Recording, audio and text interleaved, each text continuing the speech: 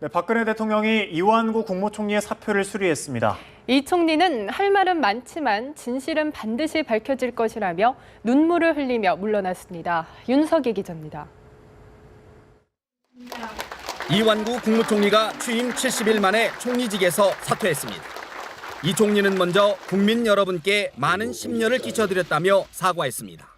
최근 상황과 관련하여 국민 여러분께 많은 심려를 끼쳐드린 점에 대해 매우 송구스럽게 생각을 합니다. 그러면서 진실은 반드시 밝혀질 것으로 믿는다고 강조했습니다.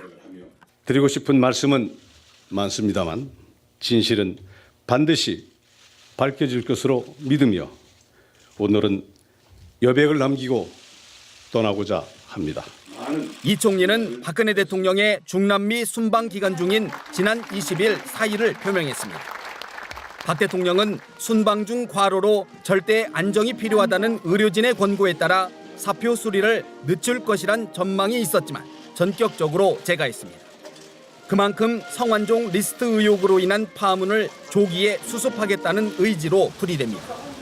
총리 사퇴에 따른 국정 공백을 최소화하고 후임 총리를 물색하겠다는 뜻도 읽힙니다. 다만 박 대통령이 전국 수습책을 내놓기까지는 적잖은 시간이 필요할 것이란 관측이 나옵니다. 건강 악화로 당분간 휴식이 필요한 데다 정치권에서 언급하고 있는 사과 표명에 대해서도 부정적인 기류가 강한 것으로 전해졌습니다. 오늘 검진 과정에 참여한 의료진은 조속한 건강 회복을 위해서 하루나 이틀 정도의 절대적인 안정이 필요하다고 권고했습니다. 이완구 총리의 거취를 신속하게 결정한 박 대통령이 차기 총리 인선 등 산적한 연안에 어떤 해법을 내놓을지 주목됩니다. 연합뉴스TV 윤석입니다. 네, 이렇게 성완종 리스트에 올랐던 이완구 전 국무총리가 어제 자리에서 물러나면서 검찰 수사에도 속도가 붙을 전망입니다. 홍준표 경남지사 주변인들에 대한 조사도 곧 이루어질 것으로 보입니다. 송진원 기자입니다. 성완종 전 회장으로부터 3천만 원을 받은 의혹이 제기된 이완구 전 총리가 어제 자리에서 물러났습니다. 지난 2월 17일 총리직에 취임한 지 70일, 성 전 회장이 지난 9일 리스트를 남기고 사망한 지 18일 만입니다. 떠나는 이 전 총리는 마지막까지 결백을 주장했습니다. 국민 여러분께 많은 심려를 끼쳐드린 점에 대해 매우 송구스럽게 생각을 합니다. 드리고 싶은 말씀은 많습니다만 진실은 반드시 밝혀질 것으로 믿으며 오늘은 여백을 남기고 떠나고자 합니다.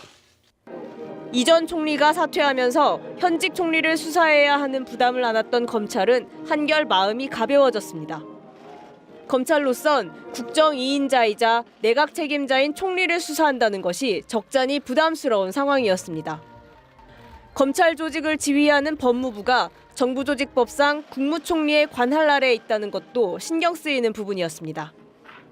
이런 상황에서 이 전 총리가 자리에서 내려옴에 따라 검찰로선 의혹을 파헤칠 동력이 확보된 셈입니다. 검찰 안팎에선 이번 주부터 이 전 총리 주변인에 대한 조사가 본격적으로 이루어지지 않겠냐는 관측이 나오고 있습니다. 검찰은 이미 성 전 회장의 차량 이동 기록과 성 전 회장의 운전기사, 수행비서 등의 진술을 통해 당시의 상황을 상당 부분 복원한 것으로 알려졌습니다. 이 전 총리와 함께 수사 대상 1순위로 꼽혔던 홍준표 경남지사 측 인사들도 곧 소환될 것으로 보입니다. 연합뉴스TV 송진원입니다. 네, 아베 신조 일본 총리가 미국에서도 침략에 대한 사죄는 쏙 뺀 채 전쟁에 대해 반성한다는 언급을 되풀이했습니다. 아베 총리는 하버드대 강연에서 일본은 지난 세계대전에 대한 깊은 반성 속에서 70년 동안 평화 국가로서 걸어왔다며 중국과 한국과의 관계를 개선하기 위해서 더욱 노력하겠다고 말했습니다. 이는 미국 내에서 고조된 아베식 역사 수정주의에 대한 우려를 불식하려는 의도가 담긴 것으로 풀이됩니다. 또 일본군 위안부에 대한 질문에 인신매매에 희생돼 이루 말할 수 없는 고통을 당한 분들을 생각하면 지금도 마음이 아프고 이 생각은 역대 총리와 다르지 않다고 답했지만 사과나 사죄의 뜻은 밝히지 않았습니다. 미국과 일본의 연합작전 반경이 전 세계로 확대되면서 일본 자위대는 지구 어디에서든 작전이 가능하게 됐습니다. 미국과 일본은 현지 시간으로 27일 외교 국방장관 연석회의를 열고 이런 내용을 담은 새로운 미일 방위협력 지침을 확정했습니다. 새로운 지침에는 미일 방위협력의 지리적 제약을 없애고 자위대가 전 세계를 활동 무대로 미군과 연합작전을 벌이며 중국에 대한 억지력을 확보하는 데 초점을 뒀습니다. 하지만 새로운 지침에는 자위대가 한반도 주변 지역에서 집단 자위권을 행사할 때 한국의 사전 동의를 반드시 구해야 한다고 명시하는 대신 한국의 주권을 존중해야 한다는 포괄적인 표현이 담겨 논란이 예상됩니다. 다음 소식입니다. 네팔의 수도 카트만두를 강타한 대지진으로 현재까지 확인된 사망자만 4천 명이 넘어섰습니다. 네, 정부는 긴급구호대 40명을 현재 파견하기로 했습니다. 박효정 기자입니다. 대지진이 덮친 땅에서 수색과 구조 임무를 수행할 119 구조대원들이 발대식을 갖고 네팔로 떠났습니다. 2010년 대지진이 강타한 아이티와 2013년 태풍 하이엔이 휩쓸고 간 필리핀 현지에 파견돼 활약했던 국제 구호 전문가들입니다. 또 네팔 국민들의 아픔을 덜어줄 수 있도록 열심히 하겠습니다. 그리고 저희 대원들 역시 다치지 않고 건강한 몸으로 다시 돌아올 수 있도록 하겠습니다. 외교부는 관계부처 합동회의를 거쳐 40명 규모의 긴급 구호대를 네팔 현지에 파견하기로 최종 결정했습니다. 수색과 구조 임무를 수행할 10명이 우선 급파됐고 다음 달 1일에는 119 구조대원과 응급의료진 등 30명이 선발대에 합류합니다. 선발대와 본진은 각각 열흘간 인명 구조 작업에 투입됩니다. 추가로 구조대를 파견할지는 네팔 정부 입장에 따라 결정됩니다. 지진 발생 이틀 만에 구호대를 파견한 것은 피해자 구조 활동이 시급한 점을 고려한 것이라고 외교부는 설명했습니다. 정부는 앞서 한국인 부상자 지원과 여행객들의 귀국을 돕기 위해 네팔 현지로 신속 대응팀을 급파했고 100만 달러 규모의 긴급 인도적 지원을 결정했습니다. 또 현지에 간헐적인 여진이 계속되고 있는 점을 감안해 네팔 전 지역에 대한 여행 경보를 여행 유의에서 여행 자제로 한 단계 올렸습니다. 연합뉴스TV 박효정입니다.